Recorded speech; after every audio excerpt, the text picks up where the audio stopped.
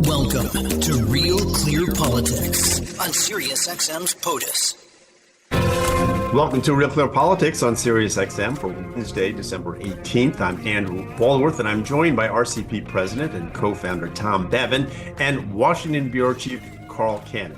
So, Tom, Vivek Ramaswamy has weighed in on the continuing resolution that Congress must pass in order to avoid a government shutdown. He tweeted out the following. He wrote, "I wanted to read the full bill and speak with key leaders before forming an opinion. Having done that, here's my view. It's full of excessive spending, special interest giveaways, and pork barrel politics. If Congress wants to get serious about government efficiency, they should vote no." So, Tom, Elon Musk apparently agrees. What does it mean that these two are for a government shutdown? Because that's what this means, right?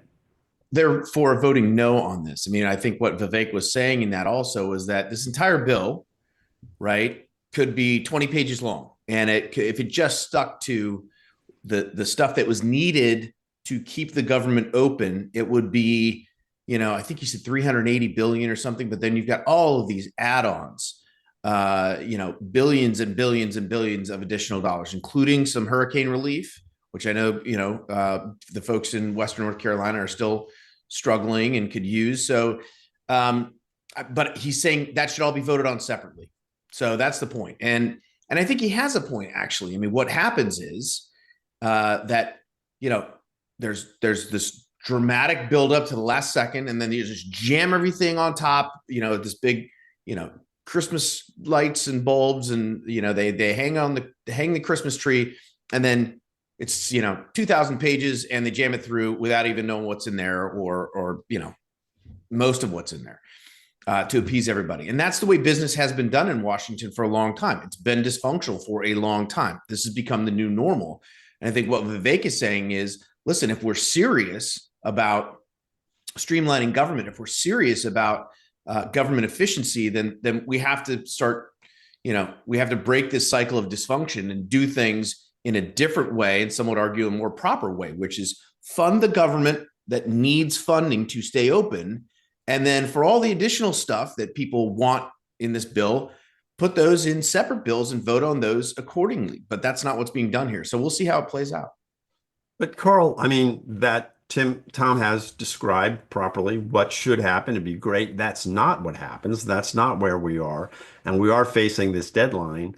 How realistic is it that anything's going to happen other than what always happens? Is it the last minute they work this out and nobody reads the bill, it passes, and we kick the can down the road? Well, except that we've had several government shutdowns. Numerous. Starting first one, I remember Reagan was president. They've gotten ever more, dramatic, and the administration has, especially when President Obama was in office, they closed parks. When President Obama was, they closed the Lincoln Memorial, but it's always open. It's never, there's no guard there. They closed stuff that was normally open to make a point. And the politics of it, I used to write about this. So who's going to be blamed, the Congress or the president? And I came to a disquieting conclusion, which is there's a constant and a variable. The president gets blamed if he's a Republican. If it's a Democratic president, Congress gets blamed. That's kind of how, if Vivek Ramaswamy, who has no Washington experience, can break that cycle, he'll be doing something. Well, Trump hasn't weighed in, Tom, really on this. Is he just holding back, or has he learned the lesson of the past, which is that shutdowns are bad for presidents, and as Carl says, especially bad for Republican presidents? Yeah, I don't know why Trump hasn't weighed in yet. I mean, maybe he's playing golf or busy or otherwise occupied at the moment. It's Christmas shopping, Tom. You're right. I'm sure he is. But listen, it's an interesting sort of puts him in an interesting spot, right? I think he probably would prefer not to have a government shutdown. On the other hand, his handpicked head or co-head of the new Department of Government Efficiency, and as Vivek said in his post on X, they've gotten a really warm reception from folks on Capitol Hill, Republicans in particular. It is a very popular idea among the public at large, particularly Republican voters, that the government is bloated, does to spend too much money, and should work to become more efficient. And so I think Trump would support that idea also. He doesn't want to undercut the guy that he's picked to run this agency, cut his legs out from underneath him before he even gets started. But Vivek has sort of thrown down the gauntlet here and said, look, this is an early test of whether Congress, and in particular Republicans, are really committed to the idea of decreasing spending and streamlining government and becoming more efficient and more frugal with taxpayer funds. And so it'll be interesting to see where Trump comes out on this, if and when he actually makes a statement. Well, Carl, or maybe Tom, you and I were talking about this earlier. There is a pay raise in this CR for members of Congress, which first pay raise in over a decade, I guess. But maybe they deserve it, maybe they don't. But what do you make of giving these guys some more money? Well, I won't weigh in on the merits of it per se, but I'll say this: Dick Durbin, senator from Tom's home state of Illinois, had a cheeky response when he was asked about by a CNN reporter. Said, your ratings are in the toilet. Nobody likes you. Everybody thinks you're doing a terrible job. Why should you get a raise? He said, well, your ratings are cut in half. Are you taking a pay cut? But it reminds me, comeback actually. Yeah, but it reminds me of something on a serious level, which is that, so there's this posturing going. I mentioned that the National Park Service is closed. There's usually money to keep them open, but the executive branch makes the pain the worst it can be, and the National Park Service has the highest, is the most popular government agency, so they close national parks. So people will pressure their member of Congress to vote to keep the government to avoid this partial shutdown. But there's two things in the budget in this continuing resolution that I think Republicans might get some hay about and maybe get public opinion on their side. The one is you mentioned, which is the pay raise for Congress. That is never popular, even though it may be fair. It's not popular. And the other is this Global Engagement Center, which is little known department in the State Department that until very recently wouldn't have been controversial. It's designed to set up to counter Russian disinformation. It was always Russian disinformation in foreign countries. And so there was, the Russians put out last summer this hoax about a virus, an airborne virus, and said that the American pharma companies invented it. I can't keep track of all the crap that comes out of the Kremlin, but this agency was able to dispel that notion, or so they said. But turns out they're using it against Americans, conservatives. They funded the Global Disinformation Index, which is an Orwellian name, a British NGO, which is just basically silences anybody tries to blacklist anybody they don't believe in. They went after RealClearPolitics. I don't know what we ever did to them. And this is a universally detested effort by all the Republicans. And if you put them under sodium pentothal, half the Democrats who understand how dangerous it is to have the State Department censoring Americans. But this money's in that CR. And there are Republicans, a lot of them, who would happily close the government rather than vote for that expenditure. So the politics this time, we've just come off an election. Trump won, the Republicans won. They kept the House very narrowly, but there are some things in here that the Republican base will never go for, and that they might be able to make a case to persuade the public to not go for. But when you mentioned, and the one I just mentioned, I'm sure there's other stuff in there, Tom, like that.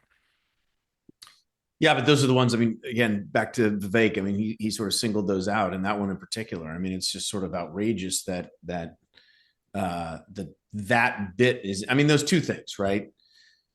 I know Congress hasn't had a pay raise in, I think, 14 years or something like that, not even a cost of living adjustment. On the other hand, and I don't think by and large, we don't pay our Congress people a ton of money. They're not getting rich off of their salaries, although they might be doing a little insider stock trading, Nancy Pelosi, which they still manage to supplement their income. But certainly giving Congress a raise is not something that's going to be popular with the American public, certainly not in a time period where the American public is suffering the way that they've been suffering economically for the last few years. And the Global Engagement Center, as you said, Carl, I mean, it's sort of an outrage that would be one of the things that got put in here to be funded, given that they're being sued by media outlets, given their past performance, given their ties to these other groups. I mean, it's just like, we thought that maybe, when the election, when people voted, that was a win for free speech and a perhaps the death blow of the censorship regime that had sort of, grown up over the past few years. And this is sort of an early indicator that maybe that's not exactly the case. Right, guys, we're going to have to leave it there for now. You're listening to Real Clear Politics. I'm Andy Walworth. I'm here with Carl Cannon and Tom Bevan. We're going to take a quick break, and we'll be right back after this. It's real, it's clear, and it's on POTUS. It's Real Clear Politics. Sirius XM 124.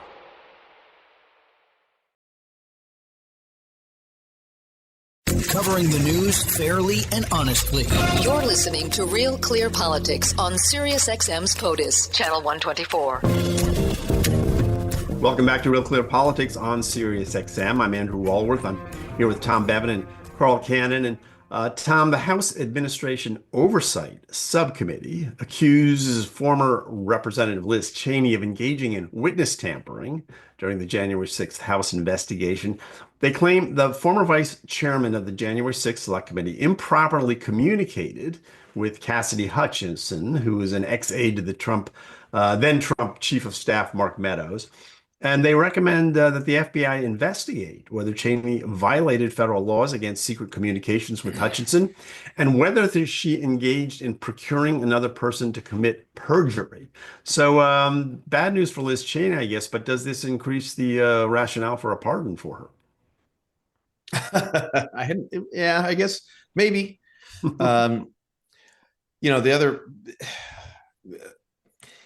This is one of those cases where I think I saw a comment from a Democratic congresswoman that said, look, you can't criminalize doing the legislature doing its work. And this was part of its work, right? This investigative committee.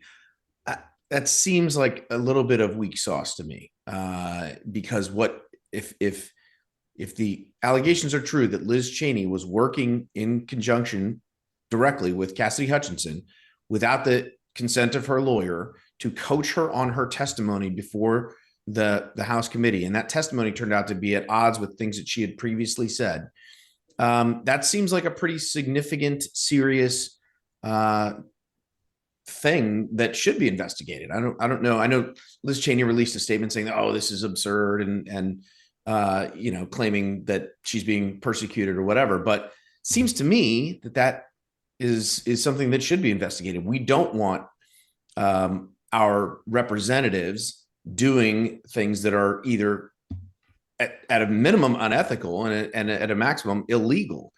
And so I think it's fair game to take a look at what she did and what all the folks on the January 6th committee did, by the way, and without having this being some, hysterical, they're persecuting, Trump and his allies are persecuting all of their, supposed enemies. I don't think that doesn't rise to that level, in my opinion.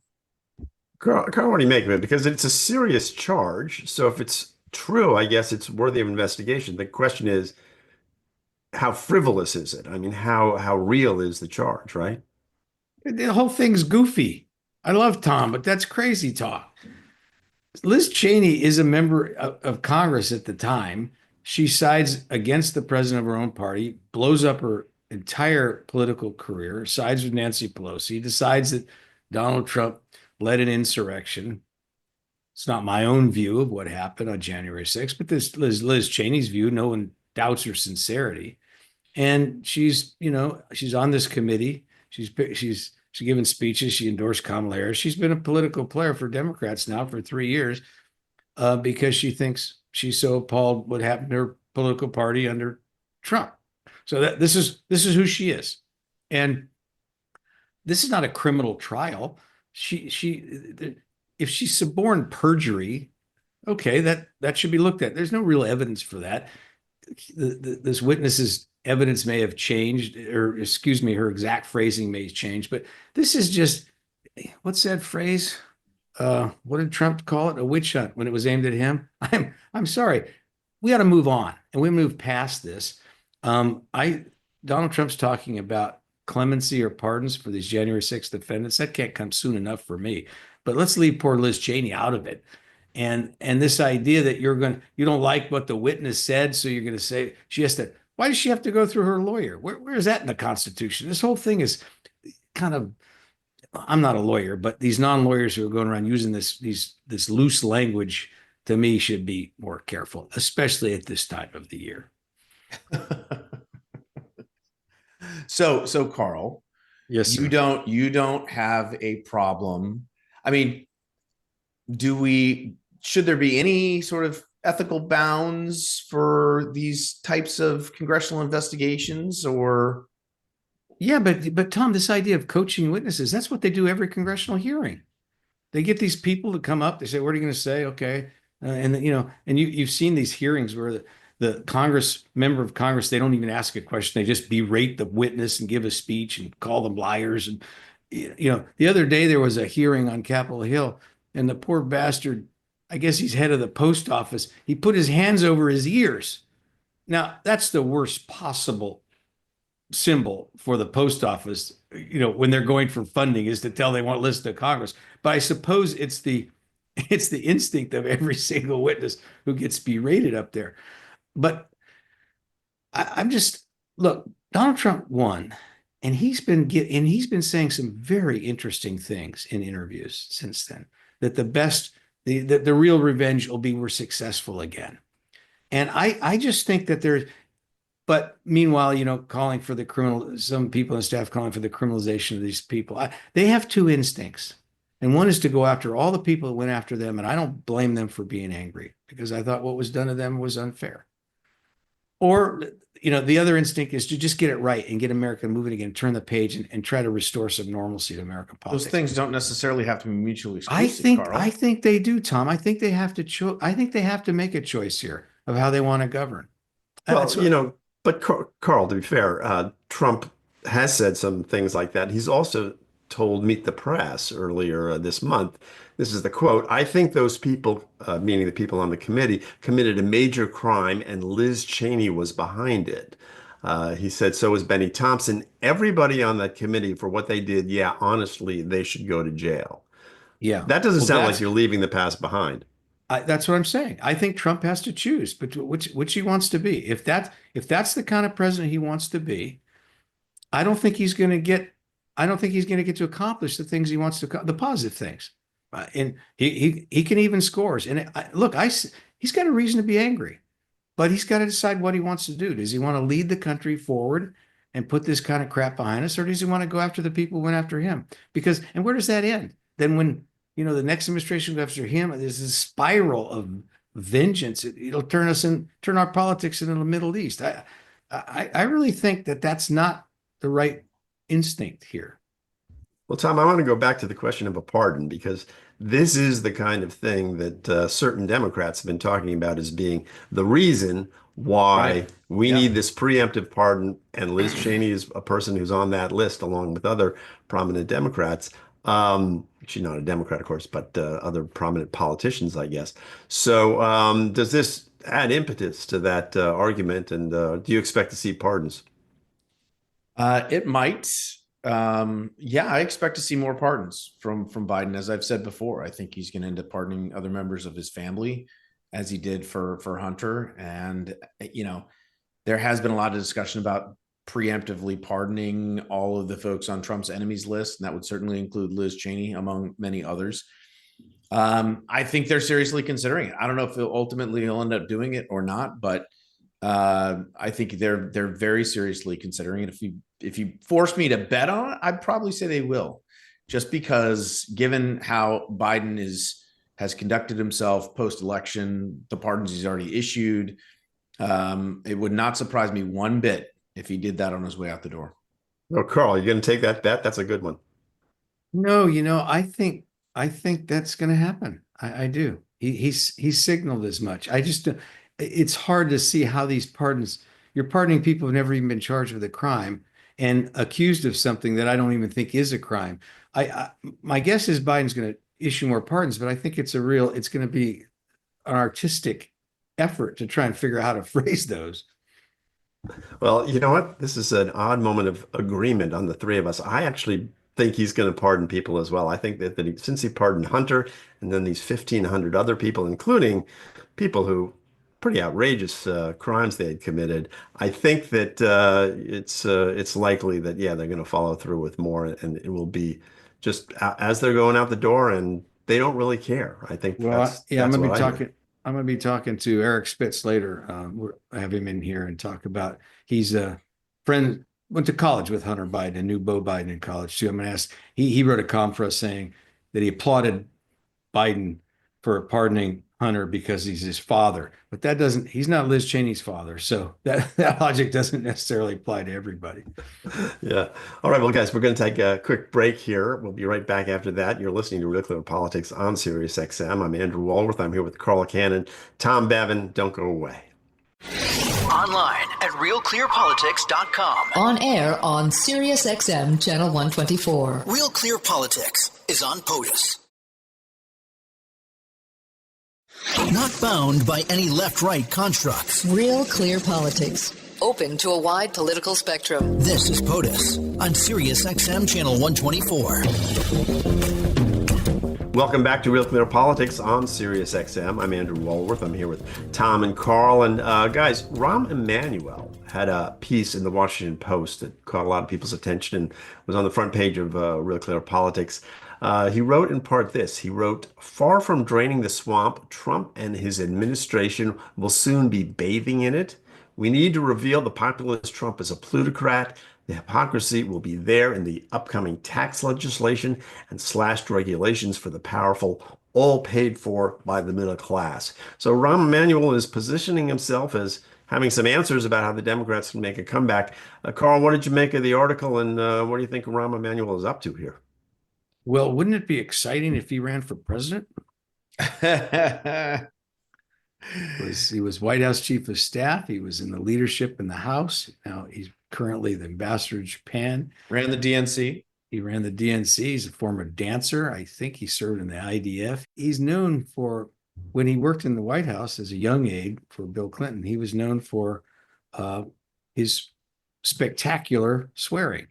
I overheard him once use the F word as an adjective, noun, and verb in the same sentence.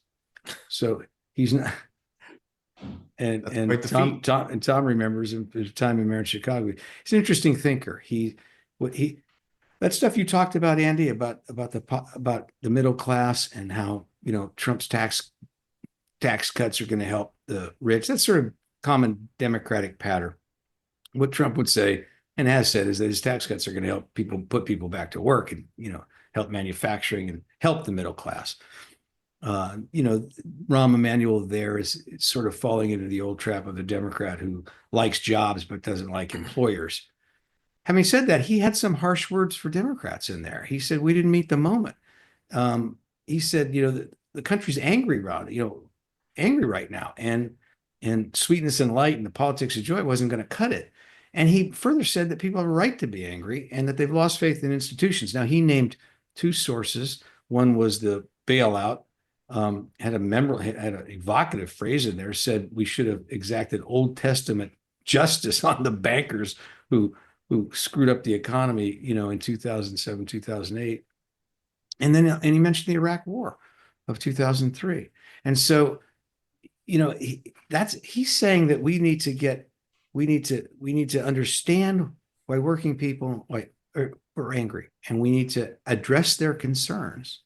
And we can't do it by talking about, transgender rights and using words like Latinx, that this echo chamber he talked about among academic liberals alienated several of the Democrats' core constituencies. So it was a message. It was tough love. And I too wonder what he's up to, because a candidate who actually takes this and runs with it, to me, is going to get the Democrats back more close to where they need to be. Tom, what did you make of the article? And you put it on the front page. Why did you put it on the front page? Well, because Rahm's a player in the Democratic Party, and it was in the Washington Post, so it's obviously going to get a lot of attention. And he's getting talked about, people are mentioning his name now that he's coming back from Japan. I saw a headline about him running for president. He's sort of quietly testing the waters. He's seen as someone who might be able to get the Democrats back on track. He's done that before. I mean, when he ran the DNC, he famously went out and recruited a bunch of veterans and non-politicians in 2000. I think it was 2006, and they had a great midterm that year. He was also, I think, when he was chief of staff to Obama, famously said, never let a crisis go to waste. That was him. So he's a savvy political operator. And he is, I mean, the thing that people forget, or they don't forget, but like he has accrued a little bit of baggage. When he was mayor of Chicago, he sort of, I don't want to say run out of town, but he certainly got on he covered up the shooting of Laquan McDonald.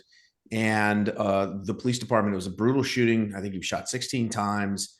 And Rahm, it almost, basically scuttled his political career as the mayor of Chicago. So this would be a sort of a comeback for him, but he is not well liked among the progressives for that reason. But to Carl's point, it seems like the pendulum might be shifting, away from progressives and back to the middle. And that's where Rahm Emmanuel lives. I mean, that's where he sort of has made his bones as a Democrat and a political operative So who knows? I mean, maybe there's a chance for him, but I certainly think that this op-ed is solid advice. I mean, everything he says in here is exactly right. He said, and one of the lines that jumped out to me, he said, "We can no longer tiptoe around the issues that have people worried. Crime, immigration, homelessness, and a fentanyl crisis rise are understandably on the minds of millions. When carjackings are up and everything in pharmacies is locked down, you can't recite crime statistics to deny people's everyday experiences." And that's exactly what Democrats did during this election cycle. And I think he's right. If they continue to do that, they're going to continue to pay a price at the polls. But, just to play devil's advocate, is it a little bit, first of all, it's easy to talk about this kind of thing. And I thought there was some good advice in the article, but there was a lot of sort of pablum as well, or just sort of like, You were not impressed, Andy. He's a politician. Are you shocked? Yeah, well, and that's the second thing is, he's not proved to be that great. He's a great operator, great advisor, great thinker. I'll give him credit for all that sort of stuff. But, his time in Chicago was not sort of a good time. He didn't leave there sort of, he went back into private life, right?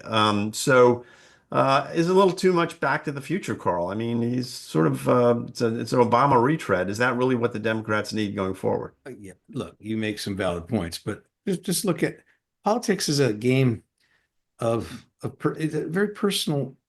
It's very personal. People want to like their president. Rahm Emmanuel had some rough edges. He's grown older. He's grown smarter, but he's got more charisma than J.B. Pritzker. I mean, it's going to have to be somebody. Everybody that we mentioned, and where this is going, both of you. Oh my God, here we go. Go ahead. I mean, the most charismatic person they have is Gavin Newsom. But anytime people talk about Gavin Newsom, they say, all right, but he signed these laws that his super majority, super progressive, super, woke legislature passed. He's vetoed a couple of them too, but one of them was, California be a sanctuary city for kids, minors, for their parents, who want to undergo transgender conversion. I don't even know what the right nomenclature is. But, surgery. Yeah. And there, of course, it cropped up immediately. There's a custody battle. The father doesn't want the thing. The mother does. She moves to California. So anybody, and I bring up that one example, anybody we name is going to have baggage. There's no perfect person. There's no Franklin Roosevelt out there. And of course, we're so hypercritical today. I don't mean the three of us, but in our current political culture, if somebody mentioned Franklin Roosevelt, but he's in a wheelchair. How can a guy like that be president?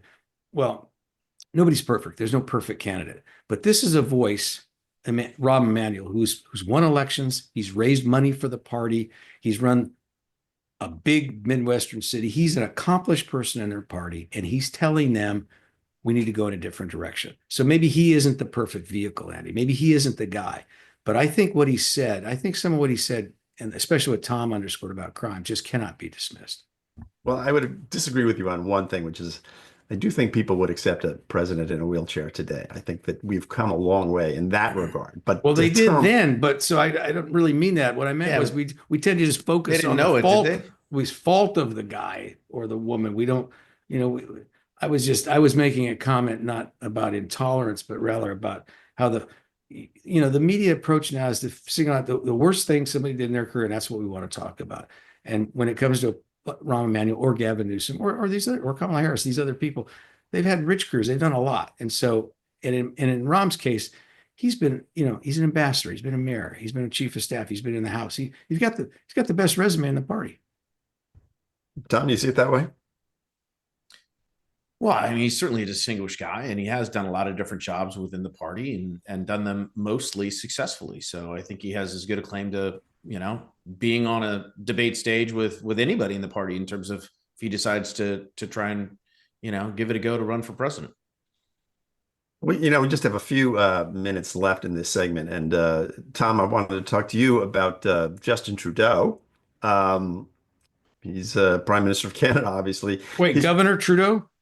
Yeah, but his popularity has taken quite a beating. I just saw these new polling numbers. He started out about a 63% approval rating. It's down to 28% right now. That's even worse than President Biden is. But Biden's at about 40%, I guess, right now. So what's the future hold for Justin Trudeau? Well, as far as his political career goes, he's approaching the blackness. I think he's holding on by a thread. I mean, I think he's going to end up resigning fairly soon. I mean, it's just been an absolute mess for him. And it all kind of started with this, visit to Trump and Trump sort of trolling him and making fun of him, this idea of imposing tariffs. And then he had his finance minister resign right before she was supposed to present their budget. And, then the next person in line, when it came to them, they resigned. And he walked into Parliament and just sort of dropped this thing off and then left. And then you had the opposition leader, Pierre Poilievre, stand up and give this speech, this amazing speech, which we put on the front page of RealClearPolitics. I mean, it's 5 minutes long. Everybody should watch it, making the case, about, he was talking about folks that he had met in Canada and the economic hardship that they've been suffering. And so, look, I think Justin Trudeau is got one foot out the door, and I will be surprised if he manages to last very much longer, because that's how bad it's going for him and his party right now in Canada. Carl, he's been a fixture on the Canadian scene for so long. I think he's led the party for like 12 years. He's been prime minister for 9, I believe. What would Canada look like post Trudeau? Is that it's hard to even imagine. Well, it might be a little less woke, I mean, I think Trudeau started getting in trouble when they cracked down really harshly on these truckers and farmers who invaded the capital and treated them like domestic terrorists. And they were demonstrators. And then when they actually had domestic terrorists, lynching Jews in effigy and doing all these things, they treated like kid gloves. And I think people started to wonder about. He was busy dancing at a Taylor Swift concert or his something. priorities. Yeah, that happened a couple of weeks ago. He was dancing badly at a Taylor Swift concert while there were riots in Montreal. He seems to have the culture seems to have shifted. The pendulum swung back. He should have just, and he hasn't gone with it. He should have done the Trump. He would have been fine. All right. Well, we're gonna have to leave it there, guys. You're listening to Real Clear Politics on Sirius XM. I'm Andrew Walworth. I've been talking with Carl and Tom. Don't go away. We'll be back after this. This is Real Clear Politics on POTUS, Sirius XM channel 124. Honest reporting and an authentic picture of public disclosure. This is Real Clear Politics on POTUS, Sirius XM 124. Welcome back to the program. I'm Carl Cannon, Washington Bureau Chief of Real Clear Politics, talking now with Eric Spitz, who's a friend of the show and a friend of Real Clear. He's written another column for us, and this one's interesting because the Hunter Biden pardon, there's been a lot written about it, but not by people who know Hunter Biden personally, or who have a nuanced view. And Eric fits both of those descriptions. Eric, just tell our viewers and our listeners what you think is the primary thing that they should keep in mind when evaluating whether President Biden did the right thing or the wrong thing in pardoning his son. I think they should keep in mind that Hunter is a person who is an addict, who went through difficult times. He has paid the price. It might not look pretty in the sense that you can always go back into history and show where he fell. In fact, he did it himself. He wrote a tell-all book that I read, and it's gory. It's no holds barred. He talks about everything, and after reading it, you don't really end up feeling sorry for him as much as you understand that there's somebody who thinks differently than, say, normal. And I've seen that personally. I've had family members in the grips of addiction, and it changes them. It's a very powerful, overwhelming force. Now, tell our listeners, you've known Hunter Biden all your adult life. Where'd you two meet? We met near to the first few weeks of college. I met his brother at Bo Penn? at the University of Pennsylvania. I met his brother Bo on the first day of school. He was my next door neighbor in the quad. And that meant I met Hunter pretty soon thereafter. They were pretty tight. I would imagine that the years that they were in college were probably the least tight that they were in their lives. I know afterwards they were extremely tight, and I know before that they're Irish twins. So yeah. So what did you notice about Hunter Biden in those days that all these years later kind of informed, what did you notice that made you, was there anything that you saw that he was going to have the kind of problems he developed? What was he like as a young man? He was a hothead. I put that in my essay. He was the protector of his brother. His brother was he didn't drink in college. That's Bo was a straight arrow. He was a straight arrow. Yeah. And but he was a funny guy. He was popular. He was part of the in crowd. I interviewed Bo once, and I found him very charismatic, a very, very appealing person, and less like Hunter and Joe Biden. He didn't brag a lot. He was a more, I don't say normal, it's not the correct word, a more contained person, in some ways a more serious person. Is that was your impression? Absolutely. He was a serious person. That's a great way to describe him as a college student. Imagine that you're going to school with someone who's a serious person, but he's cracking jokes in the back of the room and he's trying to make everybody laugh. But he's at the time he knew that he was the one to take the family reins. Now there's a couple of, I'm talking here to Eric Spitz, who former co-owner of the Orange County Register and frequent a contributor to Real Clear Politics. Grew up in the East, but has lived in California for some time. Eric, you write about the transactional nature of today's politics in a way that, I wasn't entirely convinced. I edited that piece, but I wanted you to have your say. But explain to me why you think that Joe Biden felt that this is okay to do in today's environment, despite saying he wouldn't. Yeah, I think that saying he would and then changing his mind was a mistake. There's no doubt that if he had to do it over again, he wouldn't have, kind of gone back on his word. That said, the reason that he did it is because the idea of not doing it was unimaginable. And that's what I mean by transactional nature. It's not just politics, it's our world. Everything is associated with or can get boiled down to a yes/no decision. And then that decision can get analyzed over and over and over again. And it does. And that's what I mean by the transactional nature, in the sense that what was the choices? It was either A or B. And if he chose B, which is not to pardon his son, he would have gone down in history as a laughingstock. You think that, you think he would have paid a price either way. that's an interesting way to think about it. All right, let's get into that a little more. So he made pretty unequivocally said he wouldn't do it, and his press secretary was even more unequivocal. Wouldn't pardon his son. Wouldn't interfere. Would let the criminal justice system play out. I wonder when he first said that he was intending to run for re-election. Karine Jean-Pierre was repeating it after Kamala Harris was the nominee.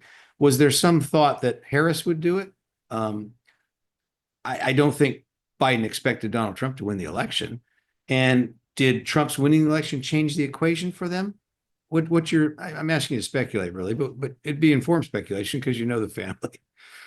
I'm going to take it off the board. I think that he did it after a weekend with Hunter, where Hunter had a cudgel to lay on his father, which is, I'm sober. And if you want me to stay sober, I need some help. Well, that'd be tough. Look, you're a parent. I'm a parent. We think we do almost anything for our kids. And to see your child go to prison, even if you made a promise to the country and meant it at the time, sitting there now facing it, it's imminent. It could happen any month. The federal prison. Hunter Biden might have gone in and done his time, might have come out a stronger guy, but you don't know that. And to think Joe Biden's 82, to think of him passing away, being on his deathbed, and Hunter in prison, I think a normal person ought to be able to empathize with him. And if you can't empathize with that, I'd submit you're just too partisan for your own good. You agree with that? I would agree. I also think it's pretty easy to get around the addiction conversation and to understand that people do things when they are under the influence of catastrophic forces that they can't control. And should they be held accountable? Yes. To my mind, he was held quite accountable relative to the crimes that he committed, say if he were someone else that didn't have the Biden last name. That's true, but that cuts both ways. If he didn't have the Biden last name, some Ukrainian energy company wouldn't have paid him millions of dollars to be on their board. He doesn't speak Ukraine. He doesn't speak the language. He knows nothing about the energy business. I mean, he traded on the name, and then when it all hit the fan, he and the president said, "Oh, but he wouldn't be under scrutiny except if he had my name." And it seemed to me that they want it both ways. Oh, that's not my point. My point is he paid the price already. So he paid more of a price than he would normally have paid had he not been the president's son. So therefore, when the president wants to come back and pardon him, that gun charge wouldn't have been brought against somebody else, probably. But correct. But not paying your taxes because you were hiding money you got from Ukraine. Well, Paul Manafort went the money back. Paul Manafort went to prison for the same crime. I mean, I guess what people say, and I'm not trying to be argumentative, Eric. You and I are friends, but what I'm trying to say is that I think people think he didn't pay the price. I think fair enough. He got off, in the end without paying his taxes. Again, I would suggest that that's a matter of degree, right? He paid a price. Do you think it was enough? I don't know. Maybe I think it's enough and you don't think it's enough, but he definitely paid a price. Well, look, yeah, that's right. Keep going. Sorry. And the point is that what we're not continuing to consider is that he was in the throes of addiction. Paul Manafort wasn't. Well, he may have been addicted to something else. I hear you. Here's the one thing, and your column wasn't about this. I'm not one of these people who, I'll review a book and say, this author, his book's okay, but he really should have written about this, because I don't think that's fair. And you were addressing what you've been talking about. But there is this other matter I want to ask you about, because you pay attention to politics so closely. And that is, all right, let's just say, let's stipulate, just for the purpose of this question, that Joe Biden meant what he said and then changed his mind for the most human of reasons. He's a father. And that's kind of where I lean. But the Democrats and the friends of the Biden, and some of these liberals and commentators on MSNBC and CNN, they went and rode with this for a year and just beat the living crap out of Donald Trump and the Republicans. And they said, this Biden won't even pardon his own son. This shows what it really means to be presidential. This shows how corrupt and rotten Donald Trump is, and what a contrast it is to this wonderful president who wouldn't even pardon his own son. That, I think, has left a bad taste in people's mouth. And I would blame the reporters who wrote a bad story. Well, it was these commentators. Story about something that isn't done yet. Yeah, I'm not talking about. Yeah, I hear you, but they weren't just reporters. They were these commentators on the cable. You know, the talking heads. Yeah. Okay. So I blame them. I think that's a function of seeing the story half full or half done and declaring victory. He didn't ultimately make the choice that they gave him credit for, so they shouldn't have given him credit for it. Yeah, I think that's probably right. All right, you've been listening to Eric Spitz, former owner of the Orange County Register and a columnist, an activist in so many different intriguing areas. And I urge you to read his piece. It's on our page on Real Clear Politics. You've been listening to RCP on SiriusXM Radio or on our podcast. We urge you to come back again tomorrow, same time, 3 p.m. on the radio in California, where Eric lives, 6 p.m. here in the East. Or you can go to our site and find our podcast and download it, or just listen to it anytime you want. Good evening. This is Real Clear Politics on POTUS, SiriusXM Channel 124.